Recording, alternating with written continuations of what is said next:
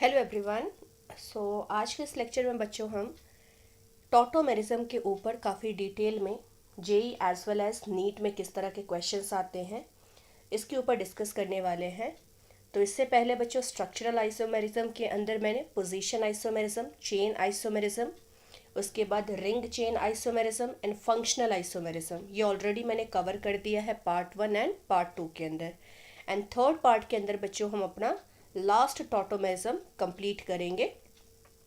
तो टॉटोमेरिज्म को बच्चों दो और नामों से जाना जाता है, क्रिप्टोमेरिज्म एंड डेस्मोट्रोपिज्म। ये दो नाम भी हमें कभी कभी किसी जगह पे दिए जा सकते हैं, तो ये भी बेसिकली टॉटोमेरिज्म ही हमारा रिप्रेजेंट करता है।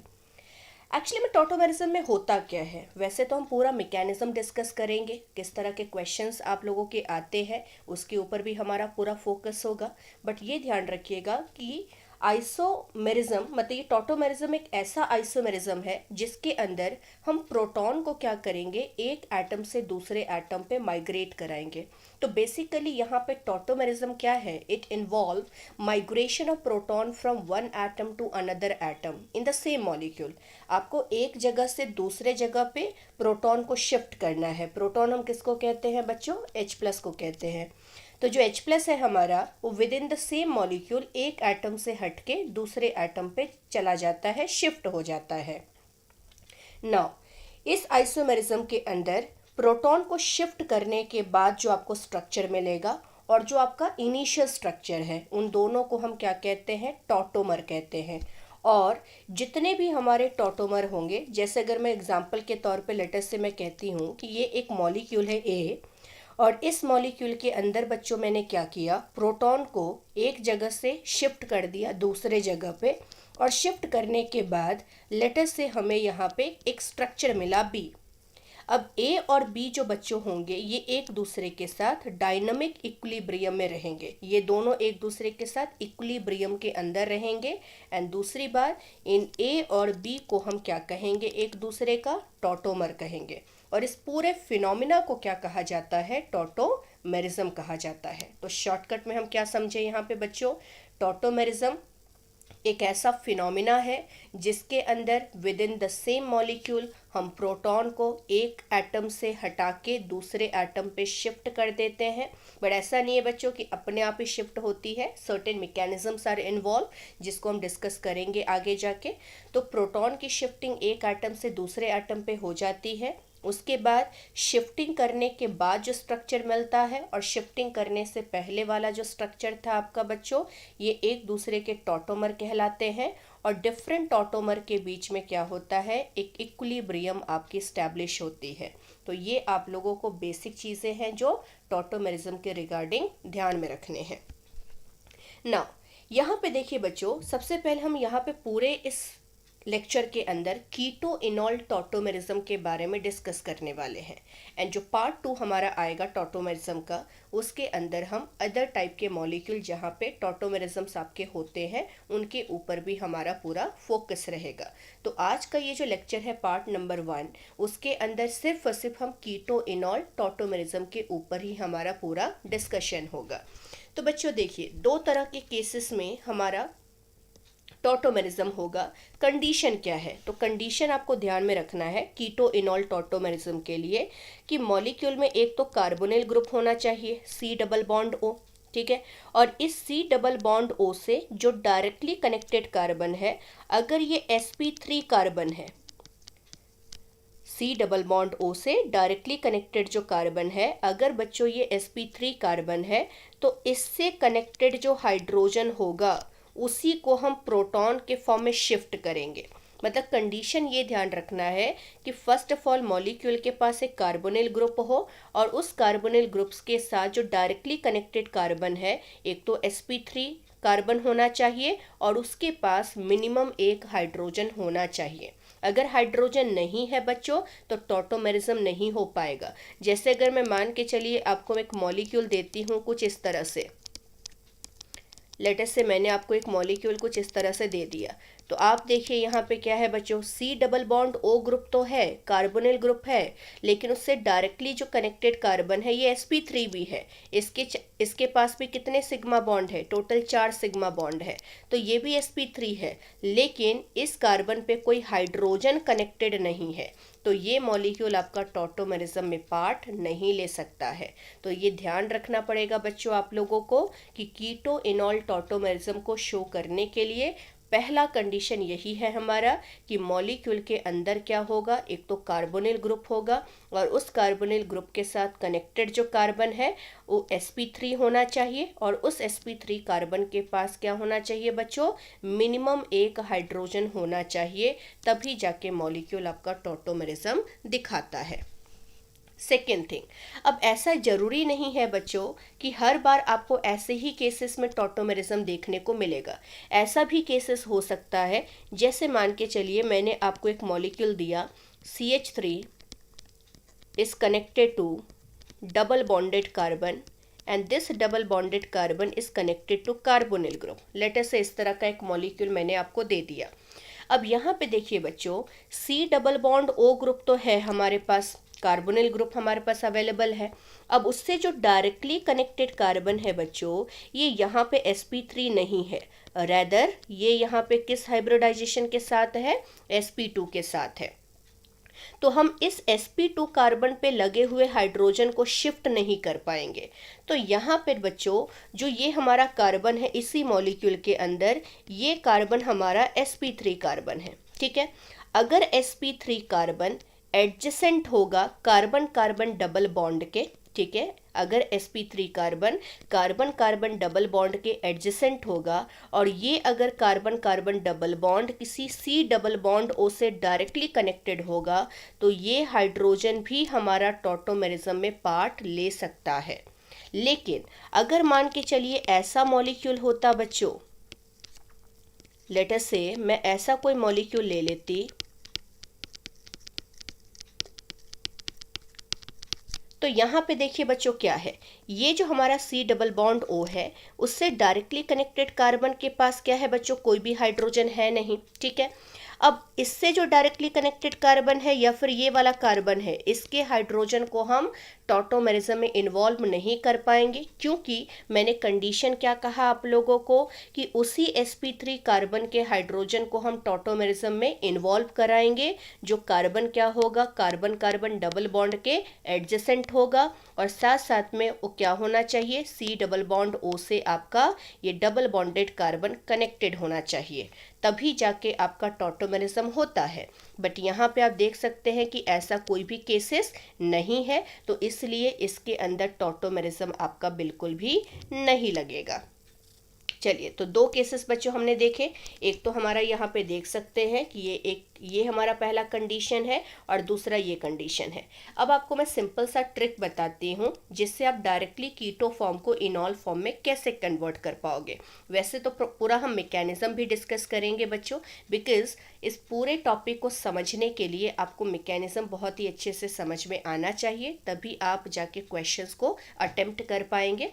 बट कुछ चीज़ों के लिए हमें यहाँ पे जस्ट हमें क्या करना है, इसका जो ट्रिक है उसी को समझना है, ठीक है। तो यहाँ देखो करना क्या है बच्चों, सी डबल बॉन्ड ओ से डायरेक्टली जो कनेक्टेड कार्बन है उसके पास क्या लगा हुआ है, हाइड्रोजन लगा हुआ है, ठीक है। तो ये जो हमारा यहाँ पे कार्बन है ये first of all sp3 carbon है, ठीक है, and this sp3 carbon is directly connected to carbon carbon double bond. तो हमें करना क्या है बच्चों कि ये जो sp3 कार्बन है ना, उसके किसी एक हाइड्रोजन को क्या करना, ऑक्सीजन के ऊपर शिफ्ट कर देना, ठीक है।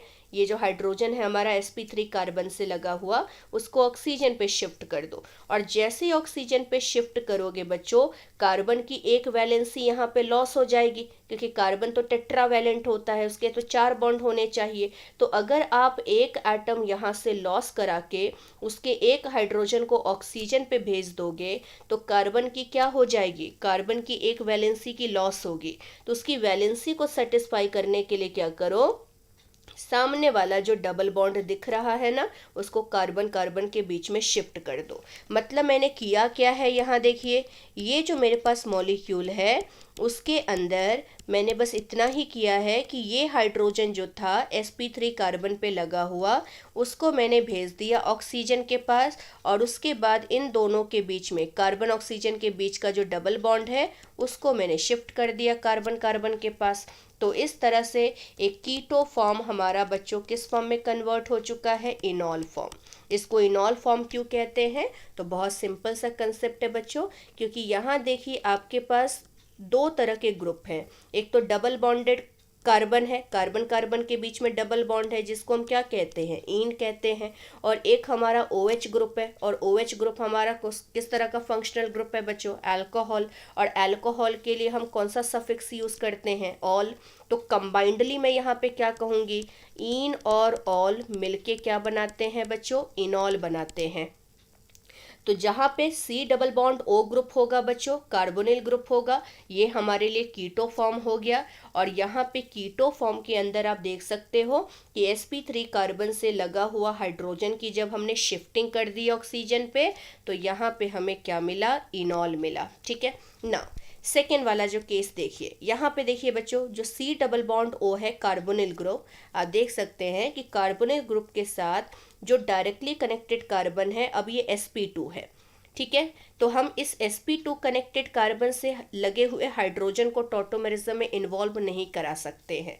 लेकिन इसी मॉलिक्यूल के अंदर आप देख सकते हैं ये जो डिस्टेंस वाला आपका कार्बन है वो sp3 है, और उसका जो आपका कार्बन है बेटा, ये किसके एडजेसेंट है, कार्बन कार्बन डबल बॉन्ड के। तो जैसा कि मैंने यहाँ पे अभी थोड़ी देर पहले आप लोगों को बताया था कि C डबल बॉन्ड O से डायरेक्टली कनेक्टेड अगर कार्बन कार्बन डबल बॉन्डेड है, ठीक है, carbon carbon double bonded system है, और उससे अगर कोई भी कार्बन sp3 होता है तो उसके हाइड्रोजन को हम टॉटोमेरिज्म में आसानी से पार्टिसिपेट करवा सकते हैं।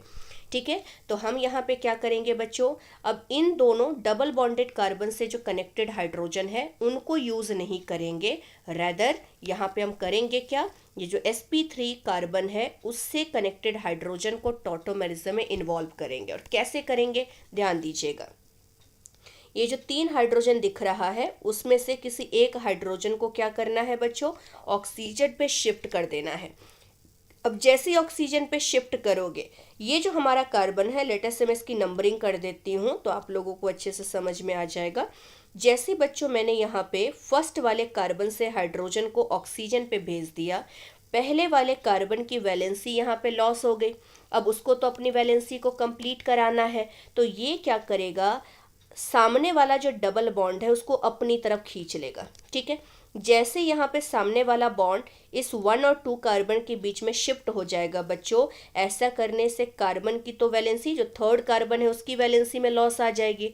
तो थर्ड कार्बन भी अपना क्या करेगा, वैलेंसी को कंप्लीट करने की कोशिश करेगा। तो थर्ड कार्बन की वैलेंसी अगर कंप्लीट कराना है तो सामने वाला जो बॉन्ड है आपका कार्बन ऑक्सीजन के बीच का, ये यहाँ पे शिफ्ट हो जाएगा।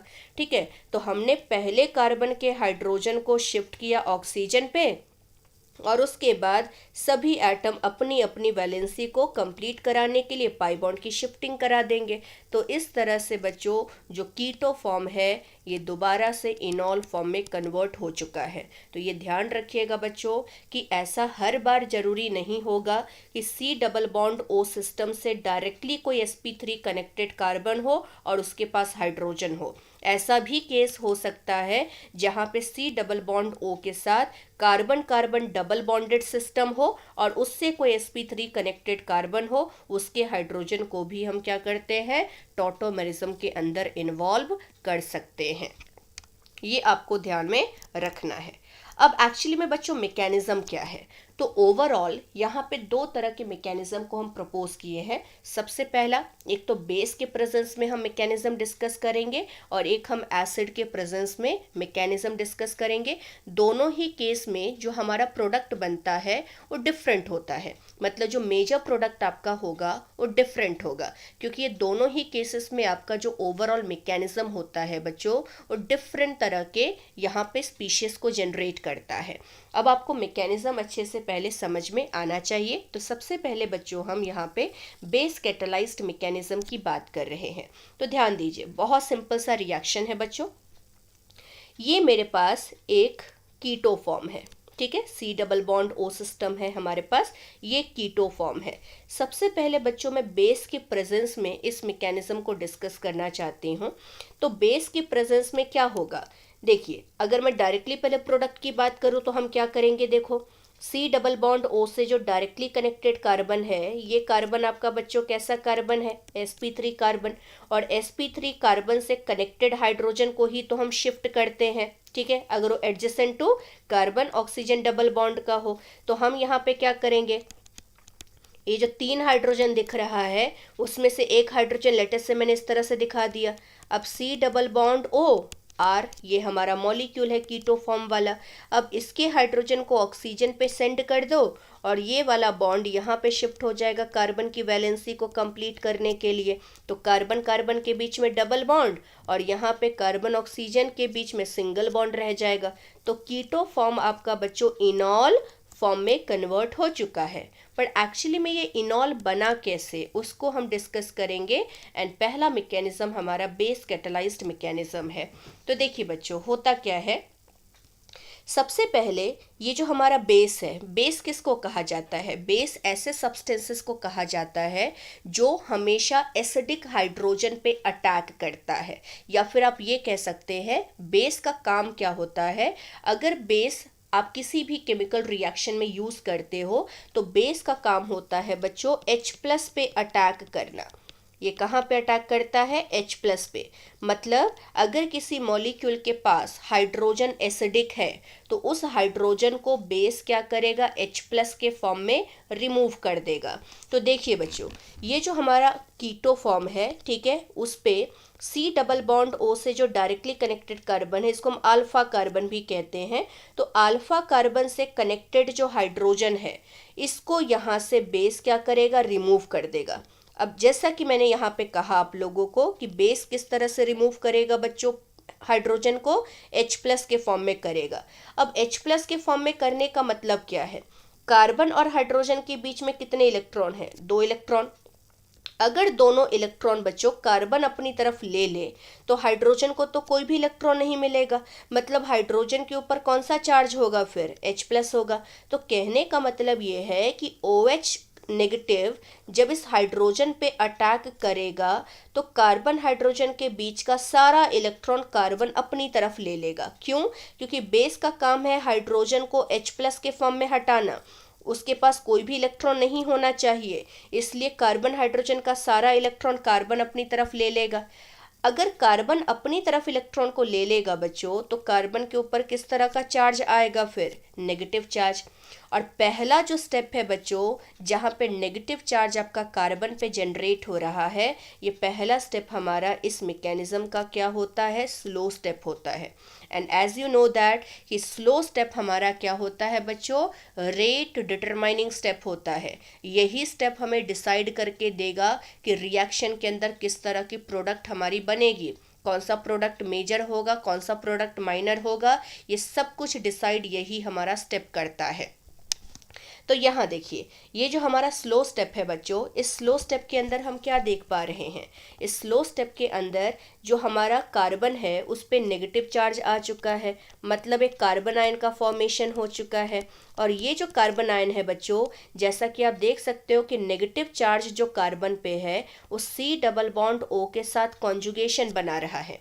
कॉन्जुगेशन का क्या कंडीशन होता है, तो जिन बच्चों ने अभी तक नहीं पढ़ा है उसको आप लोग पहले रेजोनेंस का पूरा लेक्चर अच्छे से देखिए, क्योंकि रेजोनेंस में मैंने काफ़ी ज़्यादा डिटेल में सब कुछ यहाँ पे एक्सप्लेन किया है कि कितने तरह के कॉन्जुगेशन होते हैं, ठीक है, तभी जाके आपको ये सारी चीज़ें अच्छे से समझ में आएंगी। तो नेगेटिव चार्ज जो कार्बन पे जनरेट हुआ है बच्चों, ये C डबल बॉन्ड O के साथ आपका क्या बना रहा है, कॉन्जुगेशन।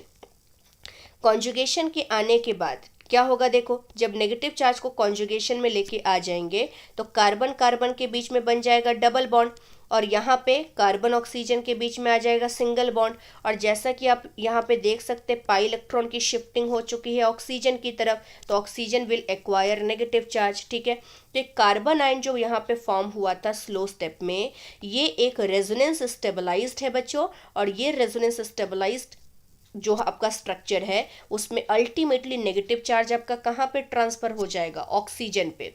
क्यों बच्चों?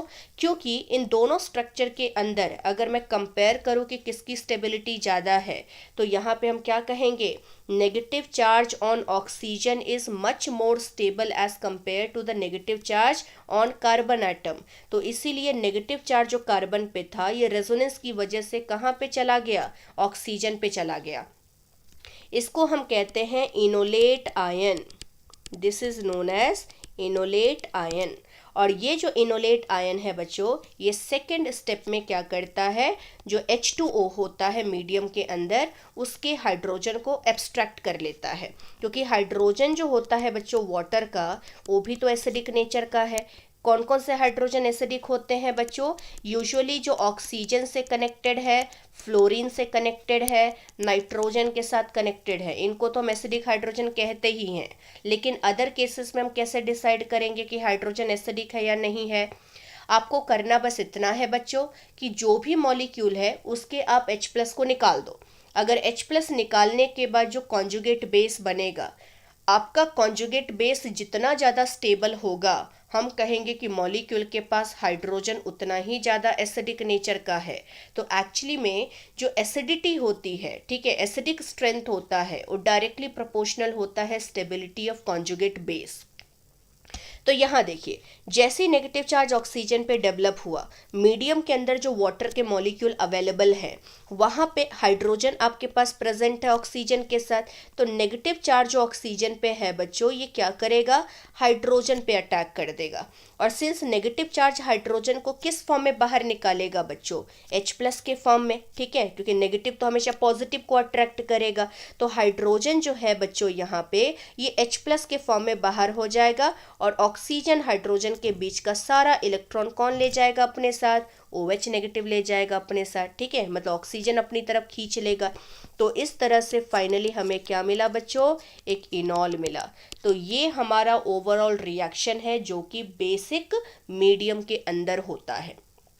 अब यहाँ पे ध्यान रखने वाली बात क्या है, तो ध्यान रखने वाली बात यह है बच्चों कि RDS को गौर से देखो, जो रेट डिटरमाइनिंग स्टेप है उसको ऑब्जर्व करो। इस RDS के अंदर किसका फॉर्मेशन हो रहा है, कार्बन आयन का। तो अगर बच्चों यहाँ पे इंटरमीडिएट हमारा कार्बन आयन है, तो मेजर प्रोडक्ट आपका कौन देगा, मतलब मेजर प्रोडक्ट आपका कैसे बनेगा, वो सब कुछ डिसाइड करेगा कि आपका कार्बन आयन कितना ज़्यादा स्टेबल है। जैसे अगर मेरे पास मान के चलिए एक कीटो फॉर्म दिया है जिसमें 2 जगह से H+ को हटाने का ऑप्शन है, मतलब 2 जगह से अगर यहाँ पे हाइड्रोजन को रिमूव करने का ऑप्शन है, ठीक है, तो वहाँ पे OH नेगेटिव उसी कार्बन से H+ को हटाएगा जहाँ पे कार्बन आयन की स्टेबिलिटी ज़्यादा होगी। ठीक है, मतलब आपका इंटरमीडिएट जितना ज़्यादा स्टेबल होता है बच्चों, हम उसी के बेसिस पे प्रोडक्ट डिसाइड करते हैं कि कौन सा मेजर बनेगा, कौन सा माइनर बनेगा। ठीक है, अब इसका पॉइंट का सारा मतलब हम एग्जाम्पल के थ्रू अच्छे से अंडरस्टैंड करेंगे। सबसे पहले हम डिस्कस कर लेते हैं कि एसिड के प्रेजेंस में किस तरह का मैकेनिज्म आप लोगों का होता है।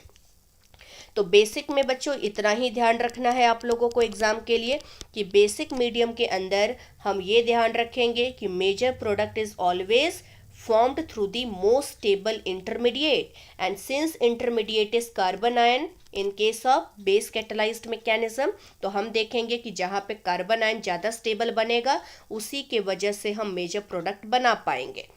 दूसरा है बच्चों यहाँ पे एसिड कैटलाइज्ड मैकेनिज्म। तो एसिड कैटलाइज्ड मैकेनिज्म में क्या होता है, देखिए अब हमें H+ के प्रेजेंस में रिएक्शन को आगे बढ़ाना है।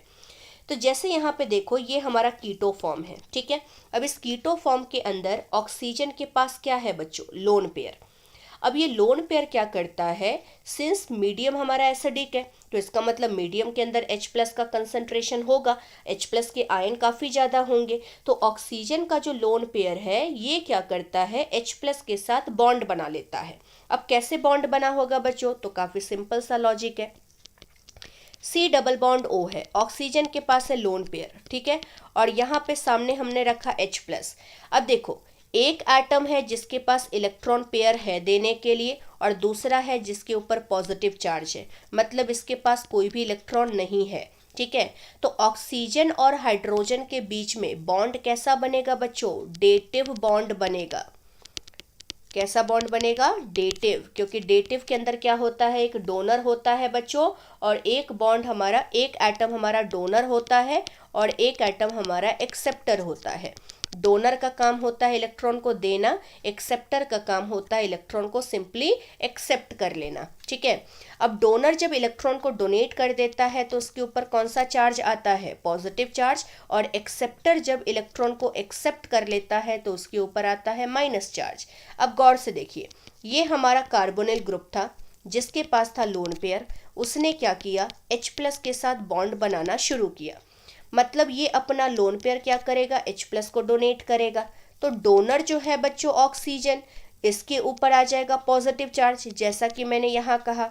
और जो एक्सेप्टर है बच्चों, उस पे क्या आ जाएगा? Negative charge. लेकिन एक्सेप्टर पे पहले से कौन सा चार्ज था? पॉजिटिव। तो पॉजिटिव नेगेटिव मिलके हाइड्रोजन को क्या बना देंगे? न्यूट्रल बना देंगे। तो ये छोटा सा कंसेप्ट है जो कि मैं यहाँ पे नहीं लिखी हूँ, बस आप लोगों को मैंने समझा दिया ताकि आपको पहला स्टेप अच्छे से समझ में आ जाए। तो देखिए बच्चों, ऑक्सीजन का लोन पेयर जैसे ही H+ के साथ बॉन्ड बनाया, oxygen will acquire positive charge, और उसके बाद हाइड्रोजन पे कोई भी चार्ज नहीं है, क्योंकि पॉजिटिव नेगेटिव मिलके हाइड्रोजन को फाइनली क्या करेंगे? न्यूट्रल बना देंगे। अब देखिए, आप देख सकते हैं बच्चों कि H+ के साथ डेटिव बॉन्ड बनाते ही ऑक्सीजन के ऊपर आ चुका है positive charge, and being a electronegative element, oxygen आपका सेकंड मोस्ट इलेक्ट्रोनेगेटिव एलिमेंट होता है पूरे पीरियोडिक टेबल में। तो सिंस ये बहुत ही अच्छा इलेक्ट्रोनेगेटिव एलिमेंट है बच्चों, तो पॉजिटिव चार्ज तो उसके ऊपर अनस्टेबल होगा, तो ऑक्सीजन अपने पॉजिटिव चार्ज को हटाने की तो कोशिश करेगा। तो उसके लिए करता क्या है कि C डबल बॉन्ड O से जो डायरेक्टली कनेक्टेड कार्बन है, उससे जो हाइड्रोजन लगा हुआ है ना, उनके बीच का जो इलेक्ट्रॉन पेयर है, यहाँ पे एक बॉन्ड है मतलब 2 इलेक्ट्रॉन, इन 2 इलेक्ट्रॉन को ये क्या करेगा? कार्बन कार्बन के बीच में शिफ्ट कर देता है, ताकि कार्बन ऑक्सीजन के बीच का सारा इलेक्ट्रॉन शिफ्ट हो जाए ऑक्सीजन की तरफ, और इसको इलेक्ट्रॉन मिल जाए और इसका पॉजिटिव चार्ज खत्म हो जाए, ठीक है। तो ये जो हमारा बच्चों यहाँ पे हाइड्रोजन का रिमूवल हो रहा है सेकेंड स्टेप में, क्योंकि कार्बन हाइड्रोजन के बीच का जब सारा इलेक्ट्रॉन बच्चों कार्बन कार्बन के फॉर्म में आ जाएगा, तो हाइड्रोजन तो यहाँ से लॉस हो रहा है ना, और हाइड्रोजन किस फॉर्म में लॉस हो रहा है बच्चों? H+ के फॉर्म में, क्योंकि सारा इलेक्ट्रॉन तो यूज हो रहा है कार्बन कार्बन के बीच में डबल बॉन्ड को बनाने के लिए, तो हाइड्रोजन के पास तो कुछ भी इलेक्ट्रॉन नहीं बचा। तो इसका मतलब यहाँ से भी हाइड्रोजन किस फॉर्म में लॉस हुआ है? H+ के फॉर्म में लॉस हुआ है, और अल्टीमेटली आपको ये प्रोडक्ट मिला है, जो आप देख सकते हैं कि फाइनल प्रोडक्ट आपका बच्चों एक एल्कीन है। कार्बन कार्बन के बीच में अल्टीमेटली डबल बॉन्ड आ रहा है, तो स्लो स्टेप के अंदर बच्चों एक एल्कीन का फॉर्मेशन हो रहा है। तो यहाँ पे हम सिंस RDS के अंदर एक एल्कीन का जनरेशन हो रहा है, तो बच्चों अगर मान के चलिए मेरे पास 2 ऑप्शन है, मेरे पास 2 जगह से हाइड्रोजन को हटाने का ऑप्शन है, तो हम देखेंगे कि कहाँ पे एल्कीन ज़्यादा स्टेबल बनेगा, मतलब मोर सब्सटीट्यूटेड एल्कीन जो होगा जहाँ पे बनेगा उसी जगह से हाइड्रोजन को हम रिमूव करेंगे। ये सारी बातें जो मैं बता रही हूँ ये आप लोगों को तब अच्छे से क्लियर होगा जब हम क्वेश्चन के ऊपर इस मैकेनिज्म को अप्लाई करेंगे और मेजर और माइनर को डिसाइड करेंगे। तो बच्चों बस इतना ध्यान रखिए कि अगर हम बेसिक मीडियम की बात करें तो बेसिक मीडियम के अंदर इंटरमीडिएट हमारा क्या होता है? कार्बन आयन होता है। तो हम मेजर और माइनर प्रोडक्ट जो होगा वो किसके बेसिस पे डिसाइड करेंगे? कार्बन आयन के स्टेबिलिटी के बेसिस पे। जहाँ पे कार्बन आयन को ज़्यादा स्टेबिलिटी मिलेगी उसी जगह से हाइड्रोजन को हटा के हम क्या करेंगे बच्चों? मेजर प्रोडक्ट बनाएंगे। लेकिन अगर एसिडिक मीडियम के अंदर रिएक्शन हो रहा है तो उसी जगह से हाइड्रोजन को हटा के डबल बॉन्ड बनाना है कार्बन कार्बन के बीच में, जहाँ पे एल्कीन जो बनेगा वो काफ़ी स्टेबल होगा। मतलब अगर एक से ज़्यादा जगह पे हाइड्रोजन को हटाने का ऑप्शन है तो सिर्फ उसी जगह से हाइड्रोजन को आप हटाएंगे जहाँ से एल्कीन ज़्यादा स्टेबल बनेगा। और कौन सा एल्कीन ज़्यादा स्टेबल होता है? मोर सब्स्टिट्यूटेड एल्कीन, मतलब जिसके पास ज़्यादा नंबर ऑफ हाइपर कॉन्जुगेशन या कॉन्जुगेशन होगा, वही एल्कीन हमारा मेजर प्रोडक्ट होगा। अब देखिए ये दो मैकेनिज्म जो है बच्चों, इसको हम अप्लाई करेंगे क्वेश्चन के ऊपर, तब जाके ये टॉपिक हमें और भी अच्छे से क्लियर होगा। तो सबसे पहला क्वेश्चन बच्चों आप लोग देख सकते हैं। पहला क्वेश्चन में मैंने क्या किया है, देखिए C double bond O group के डायरेक्टली कनेक्टेड कार्बन को गौर से देखिए। ये दोनों कार्बन sp3 हैं, ठीक है। तो ये भी हमारा अल्फा कार्बन होगा, लेट अस इसको मैं अल्फा 1 कह देती हूँ, और ये भी कार्बन अल्फा होगा जिसको मैं अल्फा 2 कह देती हूँ। तो बेस के पास अब दोनों जगह से हाइड्रोजन को हटाने का ऑप्शन है। मतलब बेस क्या करेगा, अल्फा 2 कार्बन से लगे हुए हाइड्रोजन को भी हटा सकता है H+ के फॉर्म में, और ये क्या कर सकता है, अल्फा 1 कार्बन से कनेक्टेड हाइड्रोजन को भी H+ के फॉर्म में हटा सकता है। याद कीजिए अभी जस्ट मैंने क्या कहा था, बेसिक कैटलाइज्ड मैकेनिज्म के अंदर OH नेगेटिव का काम ही क्या होता है, अल्फा कार्बन से H+ को हटाना, और तब जाके कार्बन आयन का फॉर्मेशन होता है RDS के अंदर। तो सिंस हमें अब RDS को ही डिस्कस करना है, तो देखिए अगर मैं अल्फा 1 वाले कार्बन से बच्चों बेस को अटैक करवा के H+ हटाऊंगी तो मेरा कार्बन आयन क्या बनेगा, कार्बन आयन यहाँ बनेगा, नेगेटिव चार्ज मतलब इस कार्बन पे डेवलप होगा, राइट। और अगर मैं इस बेस का अटैक लेटर से अल्फा 2 वाले कार्बन पे करवा देती हूँ और यहाँ से H+ को हटवा देती हूँ, सपोज यहाँ पे आपने क्या किया, इस हाइड्रोजन को अटैक किया, हाइड्रोजन H+ के फॉर्म में बाहर, सारा इलेक्ट्रॉन कार्बन ने ले लिया अपनी तरफ, तो क्या बनेगा, CH3 C double bond O CH minus CH3। ये दो तरह के कार्बन आयन के बनने के चांस है बच्चों। अब गौर से देखिए जो पहला वाला कार्बन आयन है ये आपका 1 डिग्री कार्बन आयन है और ये आपका 2 डिग्री कार्बन आयन है। कौन सा कार्बन आयन ज़्यादा स्टेबल होता है बच्चों, 1 degree carbon ion is more stable as compare to 2 degree carbon ion. Reason is very clear, क्योंकि 2 डिग्री कार्बन आयन में आप गौर से देख सकते हो कि इसके साथ एक मिथाइल ग्रुप कनेक्टेड है, और मिथाइल ग्रुप कैसा ग्रुप होता है बच्चों, प्लस आई ग्रुप, और प्लस आई ग्रुप आपका इलेक्ट्रॉन डोनेटिंग ग्रुप होता है। नेगेटिव चार्ज ऑलरेडी इस कार्बन पे अवेलेबल है, और अगर उससे कोई और भी ज़्यादा इलेक्ट्रॉन डोनेटिंग ग्रुप लगा दोगे तो इलेक्ट्रॉन डोनेटिंग ग्रुप उसको इलेक्ट्रॉन दे दे के क्या करेगा, उसके ऊपर चार्ज को बढ़ा देगा, और चार्ज बढ़ेगा तो स्टेबिलिटी क्या हो जाएगी, कम हो जाएगी। तो इसीलिए यहाँ पे हम क्या कहेंगे बच्चों कि ये जो हमारा कार्बन आयन है सेकंड वाला वो अनस्टेबल है। लेकिन अगर बच्चों मैं पहले वाले कार्बन आयन की बात करूं तो देखिए इस नेगेटिव चार्ज को C डबल बॉन्ड O का कॉन्जुगेशन मिल रहा है, यहाँ पे भी कॉन्जुगेशन मिल रहा था, बट कॉन्जुगेशन के साथ साथ यहाँ पे एक फैक्टर हमें डिस्टेबलाइज कर रहा था इस कार्बन आयन का, which is plus I effect of methyl. But ऐसा प्लस आई इफेक्ट बच्चों इस केस में पहले वाले कार्बन आयन के केस में तो है नहीं। जिस कार्बन पे नेगेटिव चार्ज है उसके साथ कोई भी प्लस आई ग्रुप या कोई भी इलेक्ट्रॉन डोनेटिंग ग्रुप नहीं लगा है, तो इसलिए पहला वाला जो कार्बन आयन है वो ज़्यादा स्टेबल है। तो अगर ये ज़्यादा स्टेबल है बच्चों तो बेस प्रेफरेबली कहाँ से हाइड्रोजन को हटाएगा, अल्फा 1 कार्बन से हटाएगा। तो अगर बेस बेटा अल्फा 1 कार्बन से कनेक्टेड हाइड्रोजन के ऊपर अटैक करेगा तो ये वाला कार्बन आयन हमारा पहला वाला कार्बन आयन ज़्यादा स्टेबल है। तो अगर पहला वाला कार्बन आयन ज़्यादा स्टेबल है तो इसी वजह से हमें क्या मिलेगा, मेजर प्रोडक्ट मिलेगा, ठीक है। और अल्फा 2 कार्बन पे अगर अटैक करता है तो ऐसे प्रोडक्ट हमारे कौन से होंगे बच्चों, माइनर प्रोडक्ट होंगे। तो यही बात मैंने ऊपर कही थी कि मेजर प्रोडक्ट हमेशा कहाँ से मिलेगा, मोस्ट स्टेबल कार्बन आयन से मिलेगा। Major product is formed through most stable carbon ion. तो जैसे यहाँ पे आप देख सकते हैं कि पहला वाला कार्बन आयन ज़्यादा स्टेबल है बच्चों, तो क्या बनेगा देखिए, सिंस ये कार्बन आयन हमारा ज़्यादा स्टेबल है। अब जैसा कि हम देख सकते हैं कि negative charge is in conjugation with carbon oxygen double bond, तो इसको कॉन्जुगेशन में लेके आ जाओ। कॉन्जुगेशन में लेके आते ही क्या होगा, एक इनोलेट आयन बनेगा, और ये इनोलेट आयन क्या करेगा सेकेंड स्टेप में, जो कि आपको मैकेनिज्म के अंदर मैंने बताया था, सेकेंड स्टेप में आता है और वाटर के पास, वाटर के अंदर जो हाइड्रोजन होता है उसको एब्स्ट्रैक्ट करता है और एब्स्ट्रैक्ट करके फाइनली क्या बना देता है बच्चों, इनॉल का फॉर्मेशन कर देता है। तो आप देखिए सेकंड स्टेप में क्या हो रहा था, negative charge on the enolate ion, oxygen के ऊपर जो नेगेटिव चार्ज है ये वाटर के H+ को लेता है और फाइनली इनॉल का फॉर्मेशन कर देता है। तो यहाँ पे हम वही देख सकते हैं बेटा कि ये जो हमारा इनोलेट बना है वो फाइनली वाटर के प्रेजेंस में आएगा और यहाँ पे OH का फॉर्मेशन कर देगा।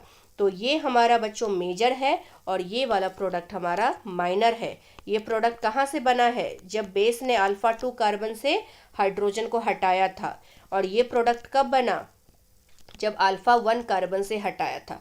तो अब आपको बच्चों पूरा मैकेनिज्म आपको लिखने की ज़रूरत नहीं है, सिंपली क्या देखो कि कहाँ पे आपका नेगेटिव चार्ज ज़्यादा स्टेबल हो सकता है, उसी जगह से हाइड्रोजन की शिफ्टिंग करा दो। क्योंकि मैंने ट्रिक क्या बताया था आप लोगों को कि जस्ट हाइड्रोजन को sp3 कनेक्टेड कार्बन जो अल्फा कार्बन होता है उससे कनेक्टेड हाइड्रोजन को ऑक्सीजन पे भेज देना और कार्बन ऑक्सीजन के बीच के डबल बॉन्ड को कार्बन कार्बन के बीच में शिफ्ट कर देना, तो हमें डायरेक्टली प्रोडक्ट पता चल जाएगा। ठीक है ना। अगर बच्चों मैं बात करूँ H+ के प्रेजेंस में, एसिड के प्रेजेंस में, तो एसिड के केस में हम क्या देख रहे थे, एसिड के केस में सेकेंड स्टेप हमारा स्लो स्टेप होता है और स्लो स्टेप के अंदर किसका फॉर्मेशन हो रहा है, एल्कीन का। तो हम कोशिश करेंगे कि स्टेबल एल्कीन बनाने की, और स्टेबल एल्कीन कौन सा होता है बच्चों, मोर सब्स्टिट्यूटेड होता है, मतलब जिसमें ज़्यादा नंबर ऑफ हाइपर कॉन्जुगेशन होगा वही एल्कीन हमारा ज़्यादा सब्स्टिट्यूटेड होता है, और जो ज़्यादा सब्स्टिट्यूटेड होता है वही हमारा मेजर प्रोडक्ट होता है एसिडिक मीडियम के अंदर। तो देखिए अगर मैं अल्फा 1 वाला कार्बन से अगर हाइड्रोजन को हटाऊंगी ये वाला, तो हमें ये वाला एल्कीन मिलेगा, और अल्फा 2 कार्बन से अगर हाइड्रोजन को हटाऊंगी, सपोज ये हाइड्रोजन ऑक्सीजन पे शिफ्ट किया और ये डबल बॉन्ड यहाँ कार्बन कार्बन के बीच में शिफ्ट कर दिया, तो ये वाला हमारा बनेगा प्रोडक्ट। बट जैसा कि आप देख सकते हैं बच्चों, पहले वाला जो एल्कीन है उसमें कितने हाइपर कॉन्जुगेशन है, तो देखिए ये जो हमारा डबल बॉन्डेड सिस्टम है उससे डायरेक्टली कनेक्टेड ये वाला कार्बन है विच इज़ अल्फा कार्बन, कितने हाइपर कॉन्जुगेशन है, ओनली 2 हाइपर कॉन्जुगेशन। बट यहाँ पे बच्चों क्या है, यहाँ पे ये भी अल्फा है ये भी अल्फा है, तो how many hyper conjugations are present, total 6 hyper conjugation. तो 2 hyper conjugation and 6 hyper conjugation के बीच में किसकी स्टेबिलिटी ज़्यादा होगी, 6 वाले की, तो इसलिए इसको मेजर कह दिया, इसको माइनर कह दिया। तो अभी आपने क्या कंक्लूजन निकाला बेटा, कंक्लूजन बस हम इतना निकालेंगे कि अगर बेसिक मीडियम में आपसे पूछा है तो बस आप देखो कि कहाँ से कार्बन आयन आपका ज़्यादा स्टेबल बनेगा, उसी जगह से हाइड्रोजन की शिफ्टिंग करा देनी है।